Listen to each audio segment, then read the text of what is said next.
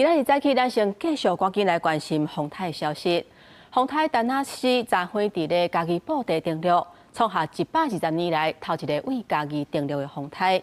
登陆以后启动着中央线尾，结果受到损伤。透早5点的时阵，已经减弱做轻度风台，6点左右已经为桃园甲新竹附近出海。目前台南以南、台东也有偏乌是已经解除陆上的风台警报。咱先赶紧来听气象署最新的说明。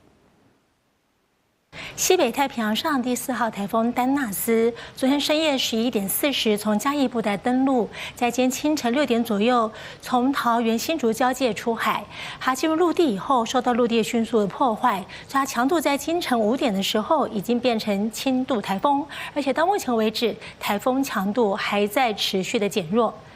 随着台风暴风圈，我们预估它未来会向北转西北，在明天可能就会往中国大陆的方向移动。这样情况之下，现在我们发布海上警报的区域是东北部海面、北部海面以及台湾海峡北部。陆上警报区域剩下宜兰以及苗栗以北的区域。好，今天